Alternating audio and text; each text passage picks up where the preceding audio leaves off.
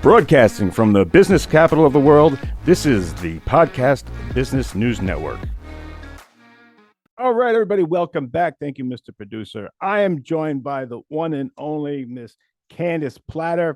And Candace Plattor does such a great show here. She's helping so many different people.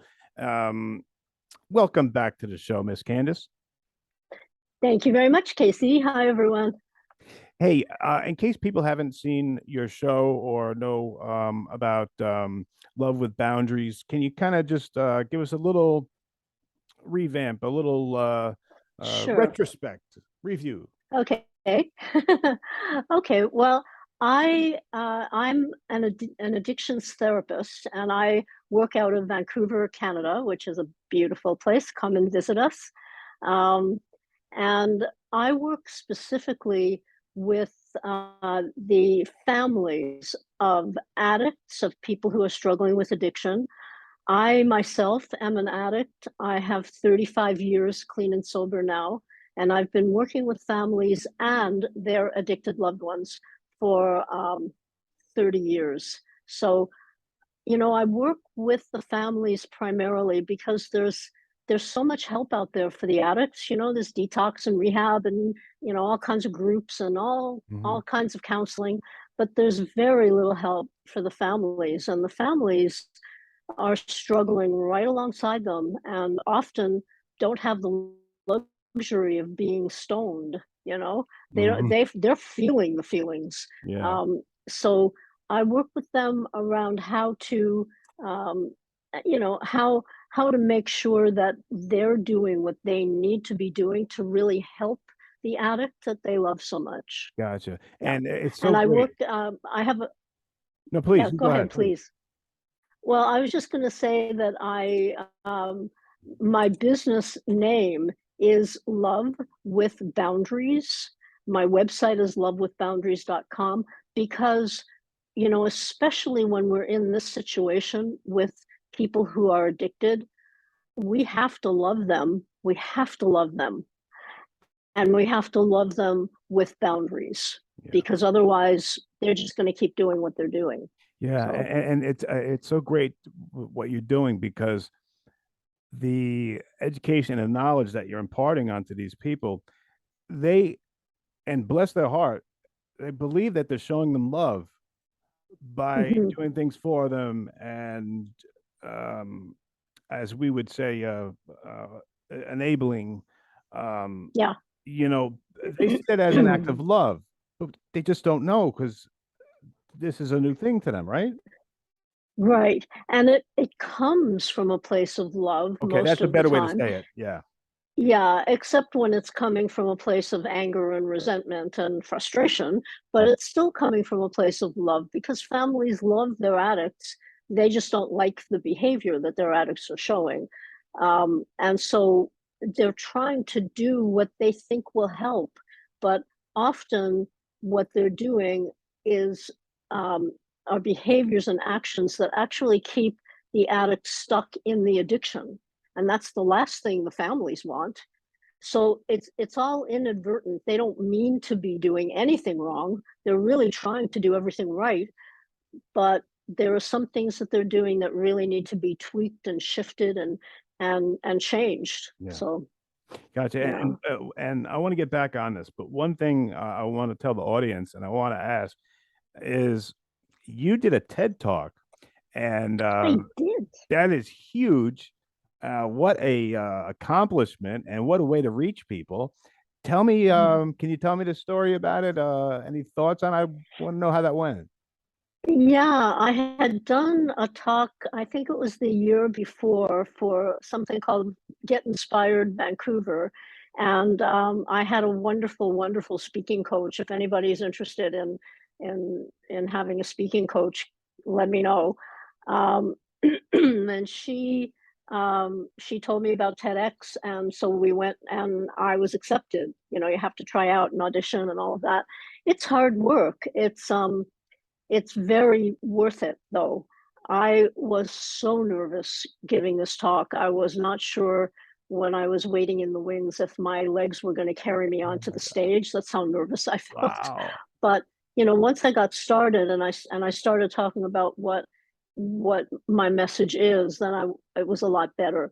I get really positive results, comments from people when they've watched the TED Talk, and most of them are saying, yes, this is exactly what I needed. So if you want to see the TED Talk, it's Candace Plattor TEDx, and it'll just bring it up.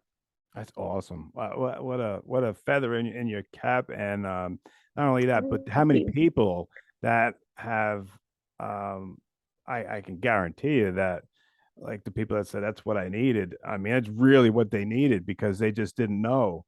Because Yeah. like you said in the beginning, there's a lot of information out there, a lot of help for the addict. But what do you do with the people that love them? Well, you help them. Yeah.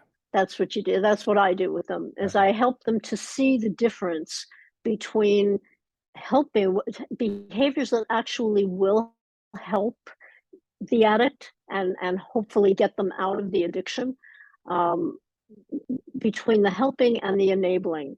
And the enabling is now a buzzword in addiction circles. Most people have heard the word.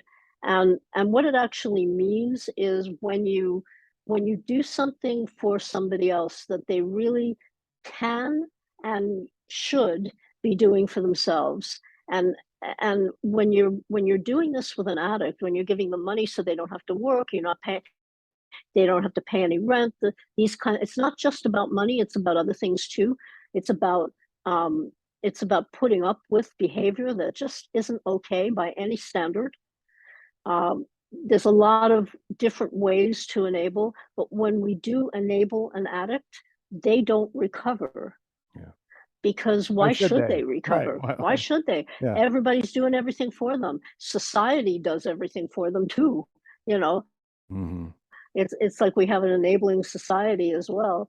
But the helping behaviors are going to help the addict come out of addiction, and the enabling behaviors of the loved ones are going to keep them stuck in addiction. And that's the real difference. Gotcha. So family members have to learn the difference between, am I enabling? Am I helping? Am I enabling? And when families come to love with boundaries, when I get to see them, they've usually seen a lot of other counselors. They've tried so many different things. They've put their addict in rehab 80,000 gazillion times, and Right. nothing has helped. And they come to me and they say, so many of them start by saying, we know we're enabling, but dot dot dot. Yeah. We don't know what else to do. We don't know what to do. We just don't know. Mm-hmm. And so it's like, well, great. I'm glad you know that there's a problem here. I'm so glad you're reaching out for help, and we can actually help you. And at Love with Boundaries, we offer a free 30-minute consultation for family members. And sometimes the addict is the one who calls, which is really interesting. I always like that when that happens. But we offer that free 30-minute consultation to see where you are, to see whether we can help you, whether we're a fit for each other. No obligation. So, we're here really waiting for you. We can help you. Gotcha. Now, we were discussing the difference between enabling and helping, and I'm sure it's kind of the same thing. But I not too clear about what is the NOPE program, the NOPE program. What's that? The NOPE program. Oh, I think we're frozen. I'm Oh, not sure if I should talk. yeah, no, I can hear you Okay. now. I can hear Okay, you. good. So, yeah, I talk about in the TED Talk, I talk about the NOPE program. So, excuse me, it's NOPE. And the way I say it in the TED Talk is NOPE, NOPE. So it stands for No Option Program for Enabling. No Option Program for Enabling. So what it means, so no, the N for no, is where you don't give an addict money, you don't put up with the behaviors, you don't let the addict use all night and sleep all day in your home without Mhm. paying any rent. you don't let them, when they're angry, punch a hole through your wall or shove you out of the way, maybe onto the floor. Like, you don't allow those disrespectful behaviors anymore. No, nope. So O is where you're looking at wanting the addict to to I'm forgetting what the O stands for. I'm sorry. Do you have it written down? It's been I, such a long time since I've I NOPE. don't, but Um, just the yeah, the just of it. overriding. Yeah. Yeah. So the P in the program is for preserving the family unit, because the spotlight is shining on the addict all the time. What's the addict doing? What's he using? What's she up to? Is she clean? Is she sober? All this attention and energy goes into the addict, sometimes in very negative ways, when really the rest of the family is there too, and they matter too. So it's about preserving the family unit. Oh, I remember what the O is. O is for out. Out. If you're going to live in our family home, or if you're going to come to functions that our family is having, and you're going to show up high, and you're going to be belligerent and obnoxious, you're out. Yeah. I'm Okay. glad I remembered that. Good. Yeah. Good.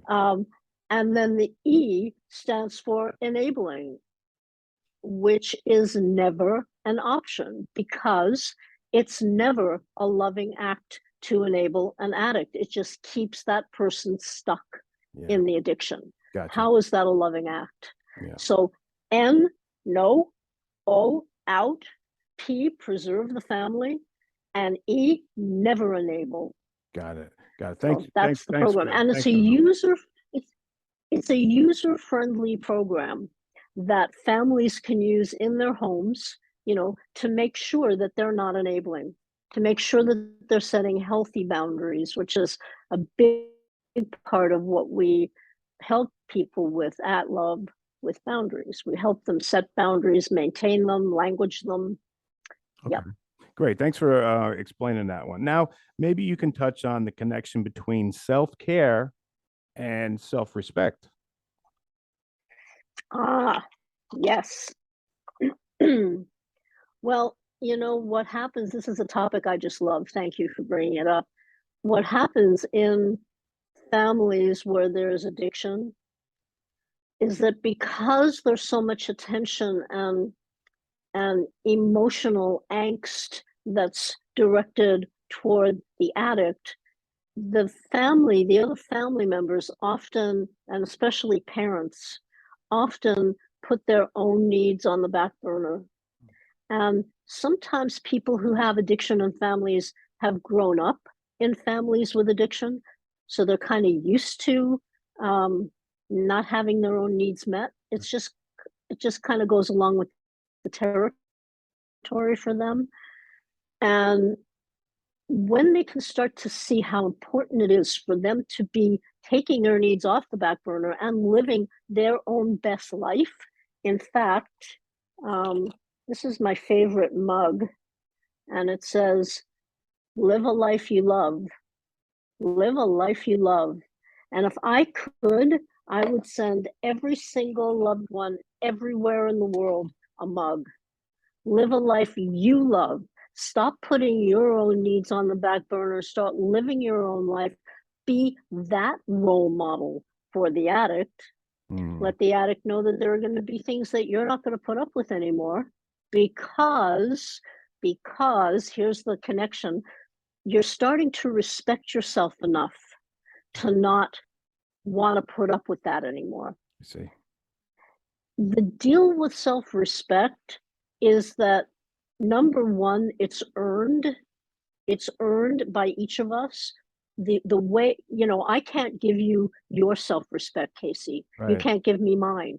It just doesn't work that way. We can't go down to the 7-Eleven and buy it, right? So it's an inside job, and unfortunately it could be packaged well, but it just doesn't work that way. And so the way to develop self-respect is to do the next right thing, healthy thing, and then the next right thing after that, and the next right thing after that.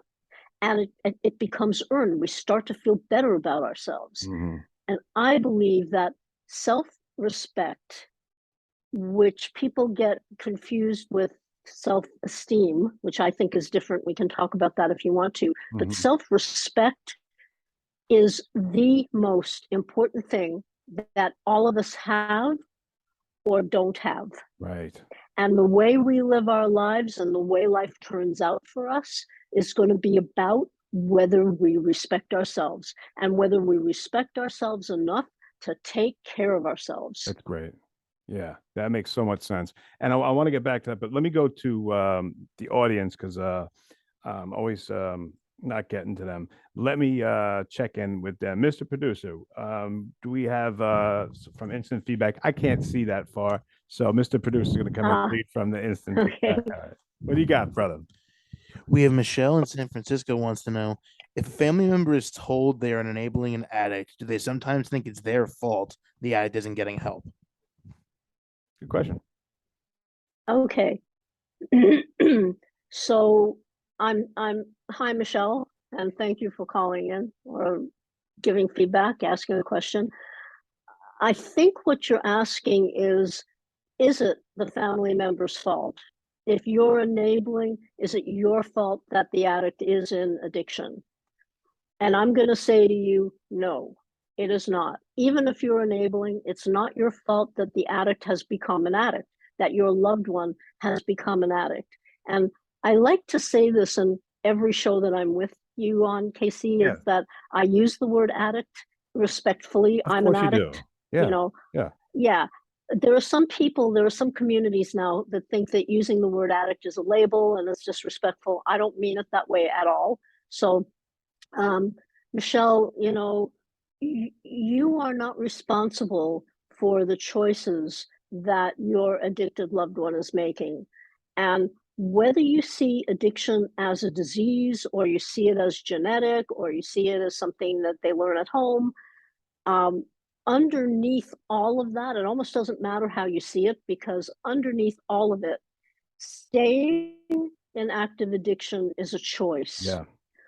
None of us who become addicted mean to become addicted. I don't think. I mean, I didn't mean to become addicted, but because of the nature of addiction, we our bodies get addicted to it, our psyches get addicted to a behavior, you know. Mm-hmm.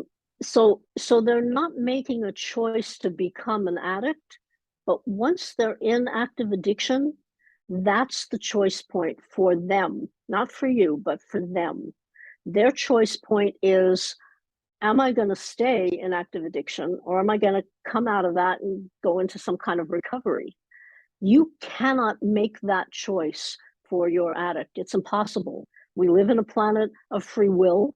It's Mm-hmm. not, you just can't make, you can't make him an addict, and you can't make him not an addict. But here's what you can do. Here's what you've been doing if you've been enabling, and here's what you can do.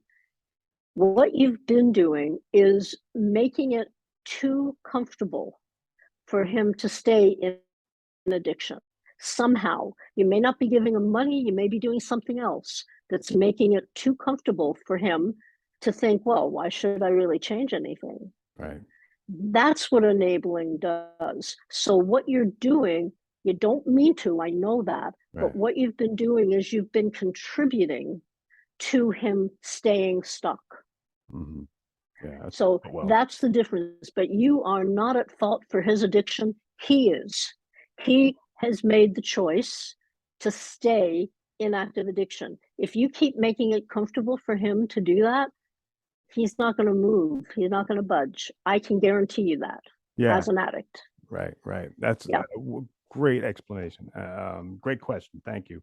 Let me Yeah, go. thank you. Do one more question. We're running out of time here, but let me get one more question in. We have an anonymous one just came in, says, why does legal punishment not stop some addicts from using? Great question. Yeah, that's a conundrum, isn't it? Because you would really think that it would. But if you think about, I've got two things going on in my mind right now. If you think about people long for a long time, and they're let out. Maybe they've served their time, or they get let out, good behavior, and something called recidivism, where they break the law pretty much right away and they go back into jail. And you think, why would they do that? They've just been there. Right. Because on some level, it's easier for them. They're getting 3 squares a day. They know the system. It's just on some level, it's hard coming out of a legal system into real life. Um, so that's one reason that people do that. There's something else to look at, though, and it circles back to self-respect. Okay. Because when we don't respect ourselves, we often don't think that we deserve very much. We think we're terrible, horrible people, and we don't think we deserve very much. And I am living proof of that, because that's how I used to live when I was in my addiction. And even before, I didn't think that I could ever do anything to help the world. I didn't think that I had any value at all. And I kept hurting myself and hurting myself and hurting myself. So, people go through the legal system, they get their cars taken away for a while, or their licenses if they've had DUIs. They've had, there's legal stuff that happens. And on some level, even though the person doesn't like that, they want their car, they want their driver's license, they kind of think, well, yeah, that kind of thing should be happening to me, because I'm just worthless. I'll never amount to anything. And this is the self-talk that they have. Yeah. So often that's why even the legal system, even prison system, the slaps on the wrist or the difficulties from the law sometimes don't stop someone. Now, if we can get a little bit more underneath what's really going on for that person, that's what we do at Love with Boundaries, is we get down and understand what's really happening for the enabler, for the addict, for the other family members. How do we stop this? Yeah. Right? How do we help an addict feel better about themselves so that they don't believe that they deserve a terrible, horrible life? Mm-hmm. Right? Yeah. What a great explanation. Because I just never expected to have the life I have today. So I know that addicts can change. And I just really want you to know that too. That's awesome. Yeah. Awesome. I always love when you come on, Candace Plattor, doing amazing things, helping so many people. Candace, let me give you the last word here. Anything you want to leave us with or let us think about? And then again, please let us know how to get a hold of you. I love your show. I love your no nonsense. The BS is out when talking to you. Thank you. I love the one thing I love is the choice model. I love that because you're so right on. You're so right on about so many things. But let me just give you the final word here and let us know how to get a hold of you. Thank you. Thank you to everyone who wrote in, by the way. If I didn't get to all you, I'll save it. Yeah, maybe next week we can get to today. Yeah, so I'll say, aside from wishing that this was an hour instead of half an hour, you get a hold of me is to go to lovewithboundaries.com, and on every page of the website at the top left, I think, is a link for our questionnaire, which is a short one. You don't have to give us your whole life, but we need to know a little bit about you. And as soon as we get that questionnaire, we will be in touch with you. We know that you need help now. If you're getting in touch with us, you need help now. So we'll get in touch with you right away. We'll set up that 30-minute call. We'll see if we're going to work together. And if we are, then we just start. And you get to work on what it is that you need to do. So lovewithboundaries.com. That's where you can email me there. You can send me a message, whatever, as well. All right, guys, the one and only Candace Plattor. Thank you so much. Have a great weekend, and we'll be right back. Are you looking for even more of the podcasts and hosts that you love? The Podcast Business News Network is proud to announce that you now have even more ways to listen live. Check out the MyTuner Radio, online radio box, and Simple Radio apps on iOS and Android, or find us online. Search for Business News Network on mytuner-radio.com, or search Podcast Business News Network on streama.com and onlineradiobox.com/US. Take your podcast on the go and don't miss a minute of the action.